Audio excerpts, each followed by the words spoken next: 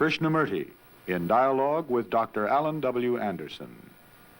J. Krishnamurti was born in South India and educated in England. For the past 40 years, he has been speaking in the United States, Europe, India, Australia, and other parts of the world. From the outset of his life's work, he repudiated all connections with organized religions and ideologies and said that his only concern was to set men absolutely, unconditionally free. He is the author of many books, among them The Awakening of Intelligence, The Urgency of Change, Freedom from the Known, and The Flight of the Eagle. This is one of a series of dialogues between Krishnamurti and Dr. Allan W. Anderson, who is professor of religious studies at San Diego State University, where he teaches Indian and Chinese scriptures and the oracular tradition. Dr. Anderson, a published poet, received his degree from Columbia University and the Union Theological Seminary. He has been honored with a Distinguished Teaching Award from the California State Universities. Mr. Krishnamurti, I was very taken with a recent statement of yours in which you said that it's the responsibility of each human being to bring about his own transformation, which is not dependent on knowledge or time. And if it's agreeable with you, I thought that it would be a splendid thing if we explored together the general area of transformation itself. And after we've done that, perhaps the other related areas would begin to fall into place, and we could bring about in conversation a relationship among them. Don't you think, sir,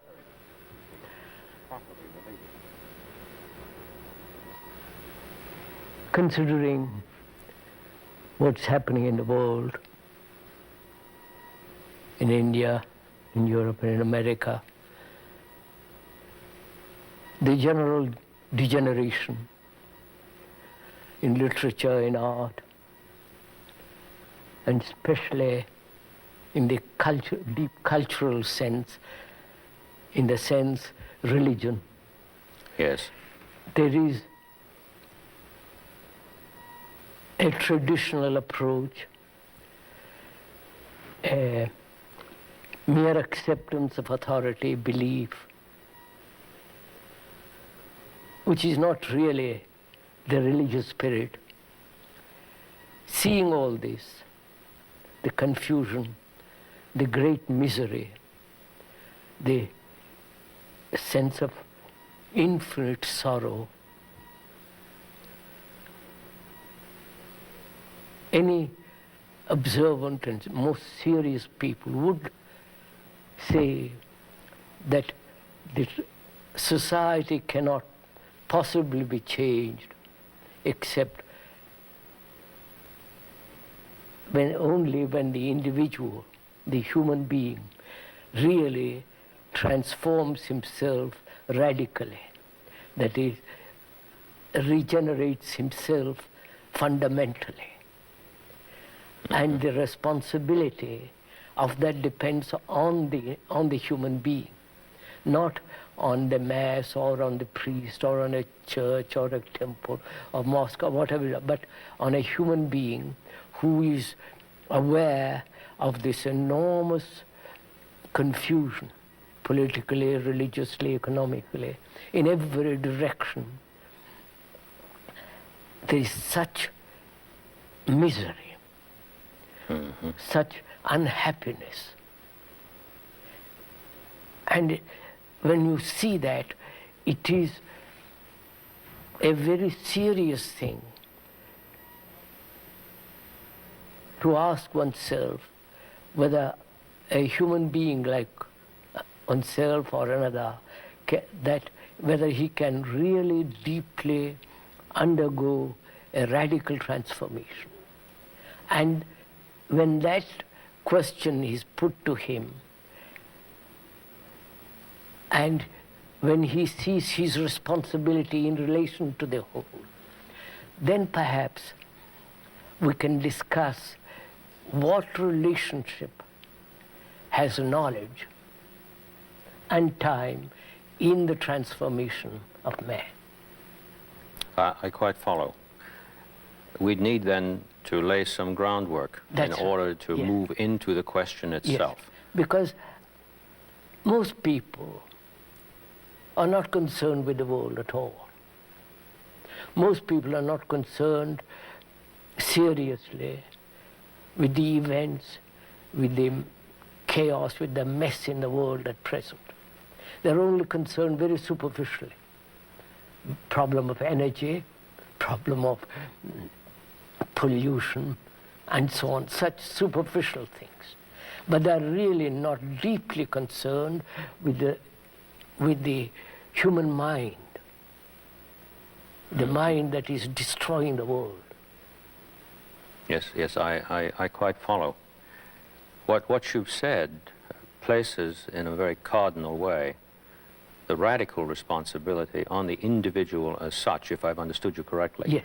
There are no 5-year plans that we can expect to help us out. The word individual really is not the correct word, because individual, as you know, sir, means undivided, indivisible in himself. But human beings are totally fragmented. Therefore, they are not individuals. They may have a bank account, a name, a house, but they're not really individuals in the sense a total, complete, harmonious whole, unfragmented. That's really what it means to be an individual. Well, would you say then that to move or make passage, or perhaps a better word simply would be change, since we're not talking about time, from this fragmented state to one of wholeness could be regarded as a change in the level of the being of the person? Yes. Could we say that? Yes. But you see, again, the word whole implies not only sanity, health, and also the word whole means holy, H-O-L-Y. Mm-hmm. All that's implied in that one word, whole. And human beings are never whole. They're fragmented. They're contradictory. They are torn apart by various desires. So when we talk of an individual, the individual is really a human being who is totally, completely whole, sane, healthy, and therefore holy. Mm-hmm. And to bring about such a human being is our responsibility in education, politically, religiously, in every way. Mm-hmm. Mm-hmm. And therefore it's the responsibility of the educator, of everybody, not just myself, my responsibility. It's your responsibility as well as mine, as well as his. It's everyone's responsibility. Absolutely, because we have created this awful mess in the world. Mm-hmm. But the individual is the one who must make the start. A human being. Right. Each human being, it doesn't matter whether he's a politician or a businessman or just an ordinary person like me in the street, it's our business as a human being to realize the enormous suffering, misery, confusion there is in the world. And it's our responsibility to change all that. Not the politicians, not the businessmen, not the scientists. It's our responsibility. When we say our responsibility, and we have two uses of the word individual now. There's the general use of it, meaning a quantitative measure. Yes, yes. And then this qualitative reference that we've simply needed, it seems to me, to discern as a possibility. I'm reminded again of the statement that you made that I quoted earlier, that it's the responsibility of each human person. Human being, yes. Right. whether he's in India or in England or in America or wherever he is. So we can't slip out of this by saying, we have created this, therefore we must change it. No. We get back to, well, if the change is going to start at all, it's going to be with each. Yes, sir. With each. With each human being. Therefore, the question arises from that, does a human being realize with all seriousness his responsibility not only to himself but to the whole of mankind? It wouldn't appear so from the way things go on. Obviously not. No. Each one is concerned with his own little petty little selfish desires. Mm-hmm. So responsibility implies tremendous attention, care, diligence, not negligence as now it is going on. Mm-hmm. Yes, I do follow that. The word we that we used in relation to each brings about the suggestion of a relationship which perhaps we could pursue here a moment. There seems to be something indivisible, apparently, between what we refer to by each, or the individual person as the usage is usually construed. Seems to be an indivisible relation between that and what we call the whole, which the individual doesn't sense. So, as you know, I have been all over the world, except behind the Iron Curtain and Bamboo Curtain. I've been all over. And I've seen dozens and thousands of people. I've been doing this for 50 years and more. Human beings, wherever they live, are more or less the same. They have their problems of sorrow, problems of fear, problems of livelihood, problems of personal relationship, problems of survival, overpopulation, and whether this enormous problem of death, it's a common problem to all of us. There is no Eastern problem and Western problem. The West has its particular civilization, and the East has its own. And human beings are caught in this trap. Mm-hmm. Yes, I follow that. And they don't seem to be able to get out of it. They're going on and on and on for millennia. Therefore, the question is, how does he bring this about? As an each, as a one. The word individual, as you've just described it, seems to me to have a relationship to the word transform in itself. And I'd like to ask you whether you would agree in this. It seems that many persons have the notion that to transform a thing means to change it utterly without any relationship whatsoever to what it is as such. That would seem to ignore that we are talking about a form that undergoes a change, which form itself still abides. Yes, sir, I understand. Otherwise, the change would involve a loss. Totally. Are we asking this question, sir?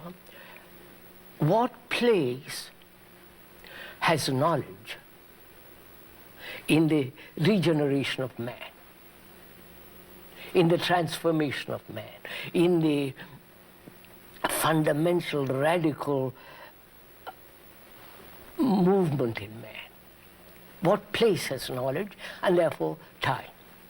Fine. Is that what you're asking? Yes, yes, I am. Because either we accept that a change that is a genuine change means the annihilation of what preceded, or we're talking about a total transformation of something that abides. Yes. So let us look at that word for a minute. Good. A revolution in the ordinary sense of that word, means, doesn't it, not an evolution, a gradual evolution. It's a revolution. No, it doesn't mean that. Right, I agree. A revolution is generally meant, if you talk to a communist, he wants to overthrow the government. If you talk to a bourgeois, he's frightened. Mm-hmm. If you talk to an intellectual, he has various criticisms about revolution. Now, revolution is either bloody, Yes. or revolution in the psyche, Yes. outward or inner. Outward or inner. The outward is the inner. The Yeah. inner is the outward. There is not the difference between the outer and the inner. They are totally related to each other. Then this goes back to what you mentioned earlier, that there's no division, even though intellectually you make a distinction, Distinction, here that's right. between the The I outer. and the we. We, that's right. Yes, of course. So when we talk about change, we mean not the mere bloody revolution, physical revolution, but rather the revolution in the makeup of the mind Of each person. of human beings. Right. The way he thinks, the way he behaves, the way he conducts himself, the way he operates, he functions, the whole of that. Now, whether that psychological revolution, not evolution in the sense, gradualness, No. what place has knowledge in that? What place has knowledge in something that occurs? in the regeneration of man, which is the revolution, the inward revolution, Which is which not will a, affect the outer. which is not a gradual progress. No, obviously, No, right. the gradual process is endless. Exactly. So we're talking about an instant qualitative change. Right. Again, when you use the word instant, it seems as though suddenly it is to happen. I don't, that's why I'm rather hesitant in using the word instant. Instant. We'll go into a minute. First of all, sir, let's be clear what you and I are talking about, if we may. We see objectively the appalling mess the world is in, right? Yes. The misery, the confusion, the deep sorrow of man. Oh, yes. I can't tell you what I feel when I go around the world. The pettiness, the shallowness, the emptiness of all this, of the so-called Western civilization, if I may use that word, into which the Eastern civilization is being dragged into. And we are just scratching on the surface all the time. And we think the mere change on the surface, a change in the structure is going to do something enormous to human beings. On the contrary, it has done nothing.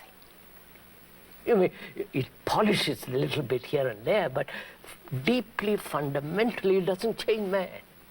So when we are discussing change, we must be, I think, fairly clear that we mean the change in the psyche, in the very being of human beings. That is, in the very structure and nature of his thought. A change at the root. At the root. At the root itself. Root. And therefore, when there is that change, he will naturally bring about a change in society. It isn't society first, individual or individual first. It is the human change which will transform the society. They are not two separate things. Now, I must be very careful that I understand this Yes. precisely. I think I discern now why in the statement you said which is not dependent on knowledge or time. Yes. Because when this person changes, this each human being changes, the change that begins in society is a change that is in a non-temporal relationship with the change in the each That's human right. being. Yes, So, I follow. after all, human beings have created this society. By their greed, by their anger, by their violence, by their brutality, by their pettiness, they have created this society. Precisely. And they think by changing the structure, you're going to change the human being. This has been the communist problem, this has been the eternal problem. That is, change the environment, then you change man. They have tried that in 10 different ways, and they haven't done it, succeeded in changing man. On the contrary, man conquers the environment, the structure.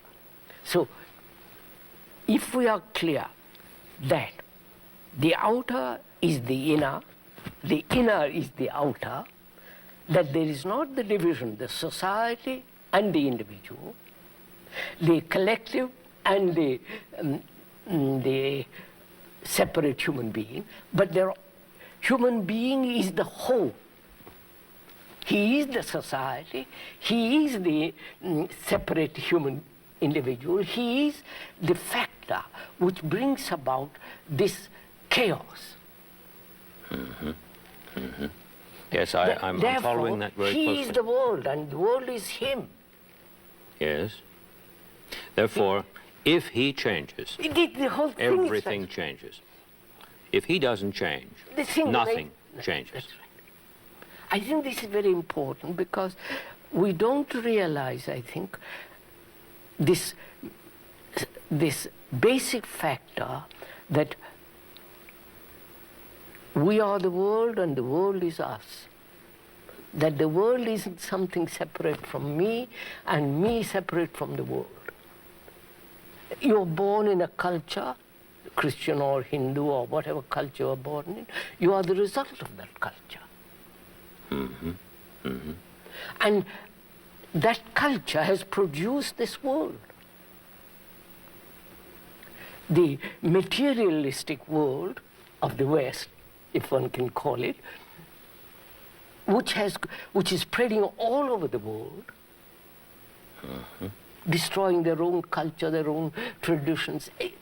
Everything is being swept aside in the wake of the Western culture. Mm-hmm. And this culture has produced this human being. And the human being has created this culture. Exactly. I mean, he has created the painting, the marvelous cathedrals, the marvelous technological things going to the moon and so on, so on. So human beings have produced it. It's the human beings that have created the rotten society in which we live. It's the immoral society in which we live, which human beings have created it. Oh, yes, there's no way to deny that. And therefore, the world is you, you are the world. There is no other thing. If we accept that, if we see that, not intellectually, but feel it in your heart, in your mind, in your blood that you are that, then the question, is it possible for a human being to transform himself inwardly and therefore outwardly? I'm very concerned to see this as clearly as I can in terms of two texts that come to my mind, which we could say possess an inner meaning. And because of this inner-outer thing that we've spoken about in the divided approach that is made to Scripture, there's a tremendous irony here. Yes. I'm thinking of that, to me, wonderful text in St. John's Gospel, in 3rd chapter, which says, and I'll try to translate this as the Greek has it, the one who is doing the truth is coming to the light. It isn't that he does the truth and then later he comes to the light. And it isn't that we could say from the pulpit, I will tell you what the truth is. If you do it, then you'll see the light. Because we're back again to what you mentioned earlier, the non-temporal relationship between the action, which itself is the transformation, yes, correct, and the marvelous vista of understanding, which is not an if-then thing, but is truly concurrent. And the other one that I thought of that I was hoping you might agree in is saying the same thing, so that I understand it well in terms of what you've said, is, and again I'll try to translate it as literally as I can. God is love, and the one abiding in love is abiding in God, and God is abiding in him. correct, correct. I put the ing on all those words because of the character of the language itself. It doesn't read too, one wouldn't want to translate that for pulpit reading, perhaps, but that's the real sense of it. And this inging along gives the feeling that there's an activity here. Oh, that is not bound by it temporal isn't a relations. static state. It isn't something you intellectually accept it and leave it like that. Then it's death. There is nothing in it. Yes. That's why, you see, sir, we have divided the physical world as the East and the West. We have divided religions, Christian religion, and Hindu, Muslim, Buddhist. And we have divided the world into nationalities. The capitalists, the socialists, the communists, and the other people. So we have divided the world, and we have divided ourselves as Christians, non-Christians.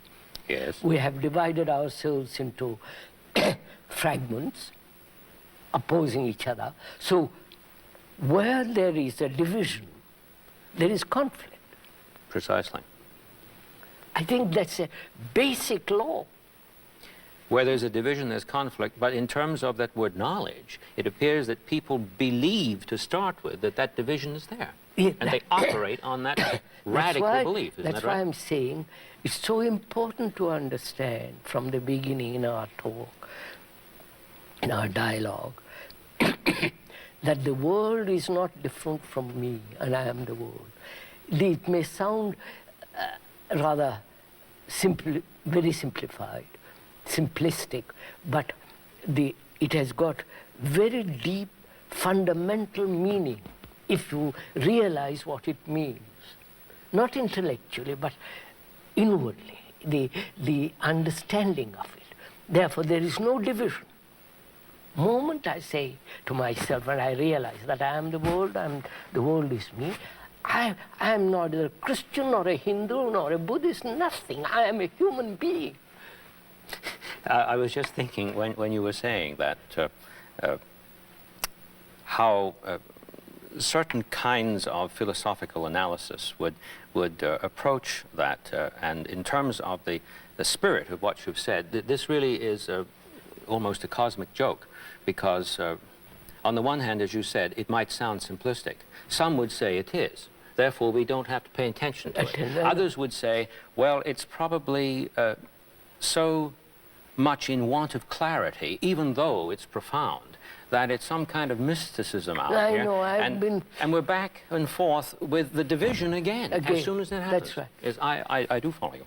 So, if that is clear, that there is, that human mind has divided the world in order to find its own security, which brings about its own insecurity. When one is aware of that, then one must inwardly as well as outwardly deny this division. As we and they, I and you, the Indian and the European and the communist, you cut at the very root of this division. Therefore, from that arises the question, can the human mind, which has been so conditioned for millennia, can that human mind, which has acquired so much knowledge Yes. in so many directions, can that human mind change, bring about a regeneration in itself and be free to reincarnate now? Now. Now. Yes. That is the That's the question. question. Exactly. Reincarnate Now. now. It would appear from what you've said that one could say that the vast amount of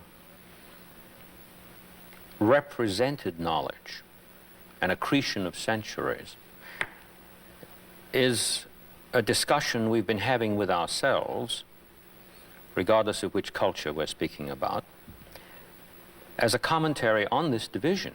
Absolutely.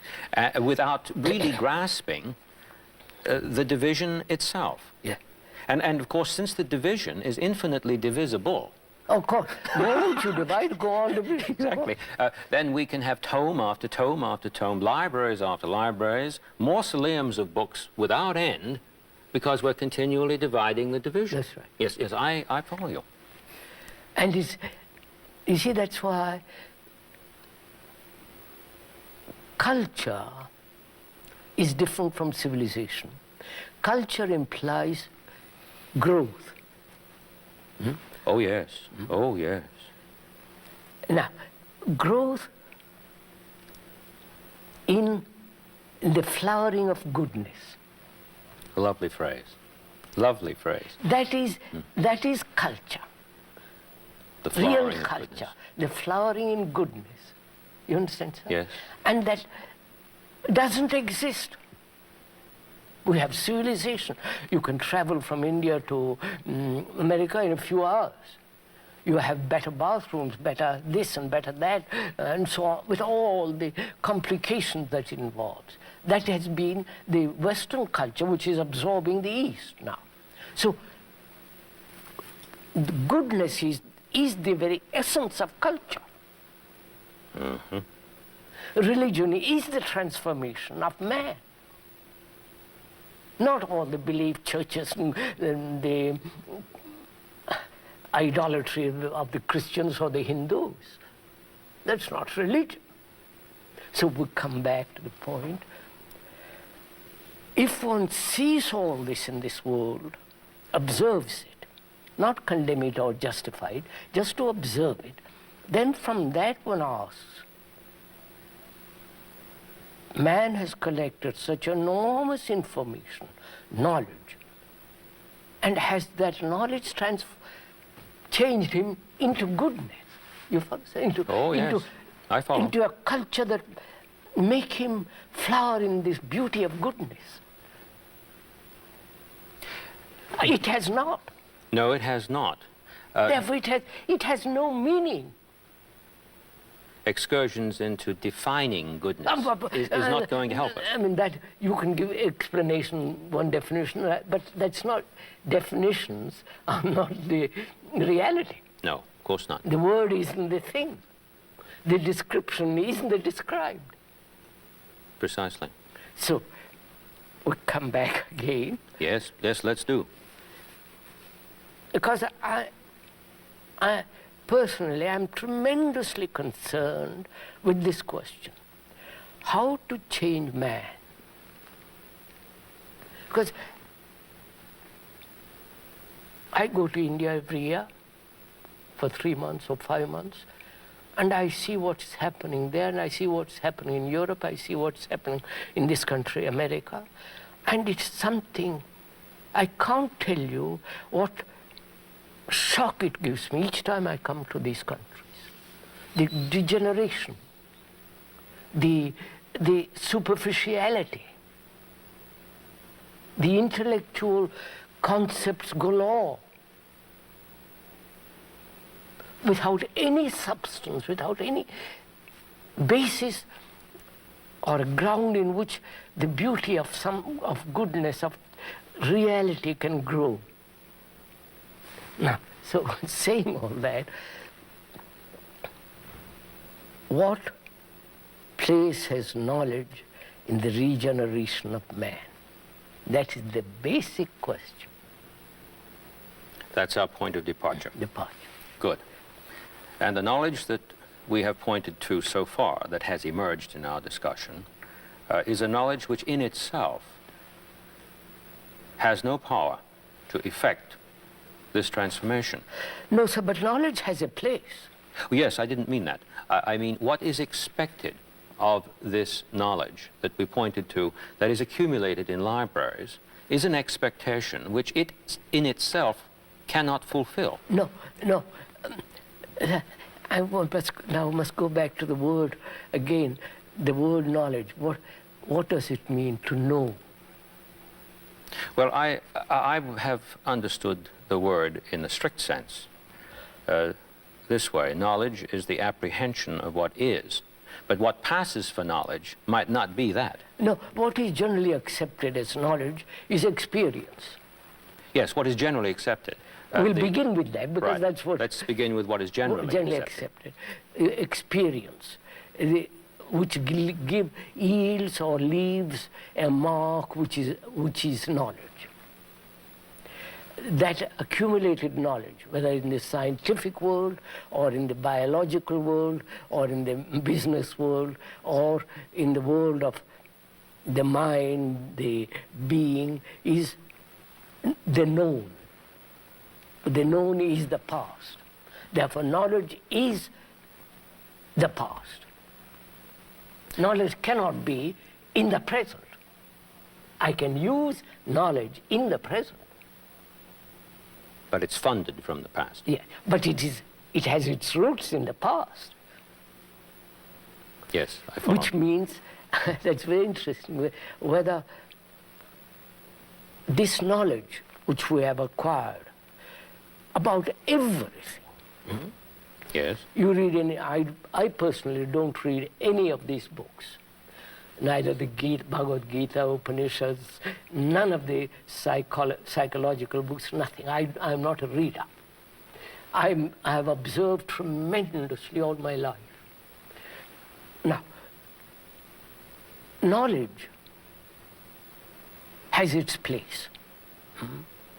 Oh, yes, yes. Let's be clear. Yes. That's oh, yes, in the practical order. Practical, technological. Exactly. I must know where I'm going. Precisely. Physically and so on, yes, so on, so yes.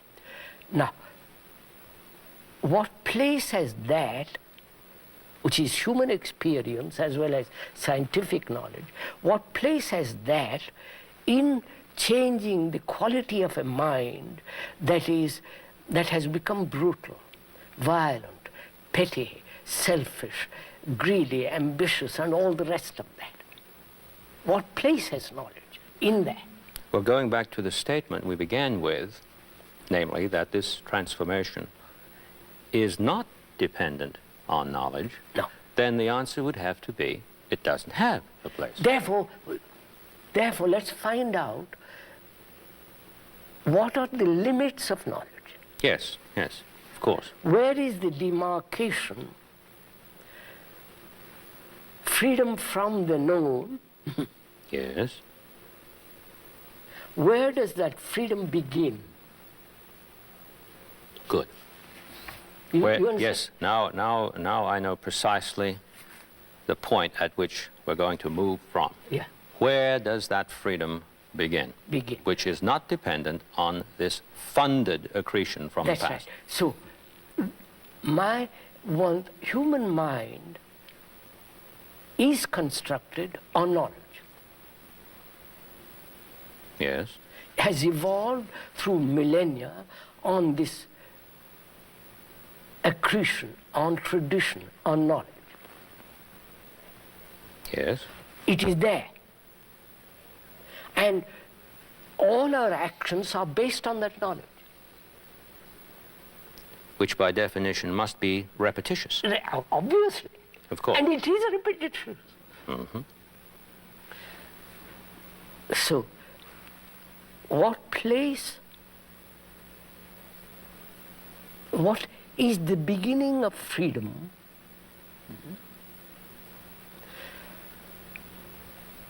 In relation to knowledge. May I put it this way, make Yes. myself clear? Yes.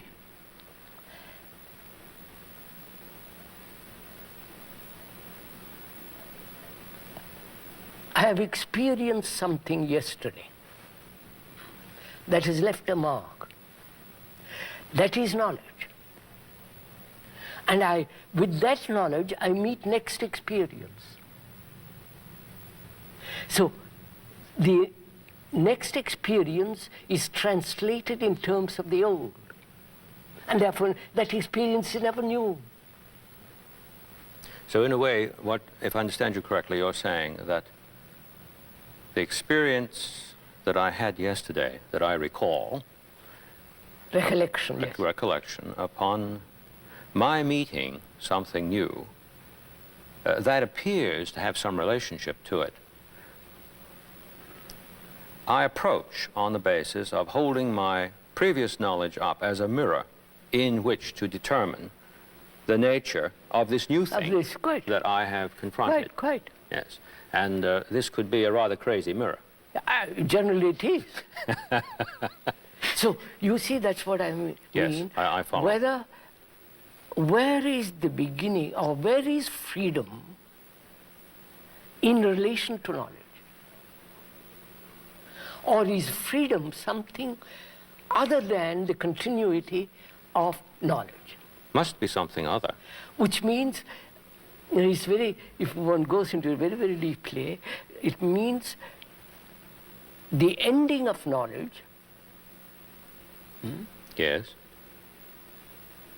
And what does that mean? What does it mean to end knowledge? Whereas I have lived entirely on knowledge. It means that immediately. I mean, see what is involved in it, sir. I met you yesterday, and there is the image of you in my mind. And that image meets you next day. Yes. The image meets you. The image meets me. And I I have recall. dozen images, or 100 images. So the image is the knowledge. The image is the tradition. The image is the past. Now, can there be freedom from that?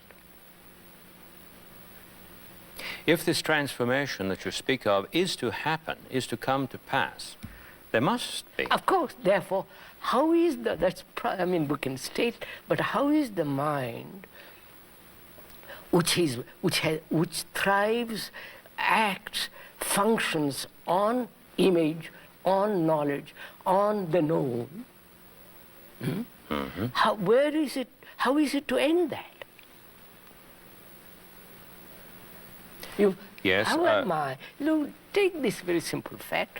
You insult me or praise me. That remains a knowledge. With that image, with that knowledge, I meet you. I never meet you. The image meets you. Exactly. Therefore, there is no relationship between you and me. Yes, because between us, this has been interposed. Obviously. Yes. Therefore, how is that image to end? Never to register. You follow? I can't depend on someone else to end it for me. Therefore, what am I to do? How is this mind, which is registering, recording all the time, is the brain, function of the brain is to record all the time. How is it to be free of knowledge? When you have done some harm to me, personally or collective, whatever way, you have insulted me, you have flattered me. how is the brain not to register that? If it registers, it's already an image. It's a memory. And the past then meets the present. And therefore there is no solution to it. Exactly. I was looking up that word the other day in a very good dictionary, tradition. Mm-hmm. It means, of course, ordinary word, tradare, is to give, hand over, give across. But it also has another peculiar meaning, not peculiar, from the same word, betrayal. Oh yes, traduce. Tradu. Mm-hmm. Mm-hmm. And in discussing in India, this came out, betrayal of the present. If I live in tradition, I betray the present. Mm-hmm. Yes, I do see that. Which is knowledge betrays the present. Which is, in fact, a self-betrayal. That's right. Yes, So, yes. how is the mind which functions on knowledge? How is the brain, which is recording all the time, Yes. to see the importance of recording and not let it move in any other direction? That is, let me put it this way, very simply, you insult me, you hurt me by word, gesture, by an actual act. That leaves a mark on the brain, which is memory. Yes. That memory is knowledge. That knowledge is going to interfere in my meeting you next time, obviously. Now, how is the brain, and also the mind, how is the brain to record and not let it interfere with the present? Well, the person must, it seems to me, take pains to negate. No, see what is implied, I know, but see, how am I to negate it? How is the brain whose function is to record, like a computer, it's recording. Yes. I didn't mean to suggest that it negates the recording, but it's the association, the translation of the recording into an emotional complex. How is it, that's just the point, how is it to end this emotional response when I meet you next time, you who have hurt me? That's the problem. That's the place from which we, in the practical order, in our relation to ourselves, must then begin. Yeah. Exactly. There is an aspect of this that interests me very much in terms of the relation between the theoretical and the practical. So to me, theory has no reality. Well, let me put it this way. Theories have no importance to a man who is actually living. May I say what I mean by theory?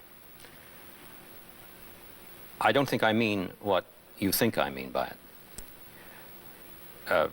I mean theory in the sense of the Greek word theoria, spectacle. What is out there that I see. And the word is therefore very closely related to what you've been talking about in terms of knowledge. And yet it is the case that if we see something, that something is registered to us in the mind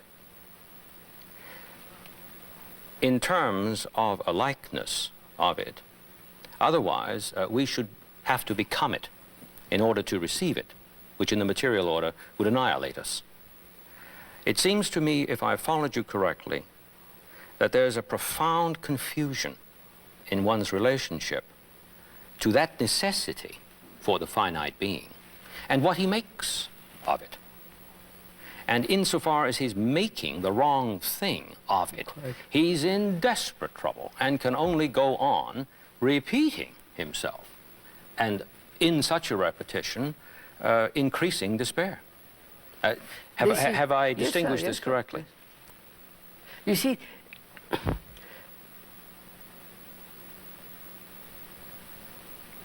religion is based on tradition. Religion is vast propaganda, as it is now. In India, here, anywhere else, propaganda of theories, of beliefs, of idolatry, worship. Essentially based on the acceptance of a theory. Yes, yes. Essentially based on an idea. A statement, a postulate. I mean, they're Oftentimes. ideas Yes. put out by thought. Right. And obviously, that's not religion. And so, religion as it exists now is the very denial of truth. Yes, yes, I'm sure I understand you. And if a man like me or like wants to find out, discover what the truth is, he must deny the whole structure of religion as it is, which is idolatry, propaganda, fear, Yes. division, you're Christian, I mean, all that nonsense. And be a light to oneself. Not in the vain sense of that word, or light, because in darkness, the world is in darkness. And a human being that has to transform himself has to be a light to himself. And light is not lit by somebody else. So there's a point at which he must stop repeating himself. Is that correct? Correct. In a sense, we could use the analogy perhaps from surgery. Something that has been continuous is now cut. Yes. And cut radically. Not just fooled around, So but really cut. we haven't time to fool around anymore. Exactly. The house is on fire. At least I feel this enormously, that things are coming to such a pass, we must do something, each human being. Not in terms of better houses, better security, more this and that, but basically to regenerate himself. But if the person believes that in cutting himself from this secretion, that he is How can you killing cut- himself, then he's going to resist that idea, isn't he? Of course, of course. Therefore, he has to understand what his mind has created. Therefore, he has to understand himself So he starts observing and himself, himself. which is the world. Yes. Not learning 5 languages to And be of able to God's sake, construe. that's all I know about. No. Yes, yes. Of going to schools where you learn sensitivity and all that rubbish.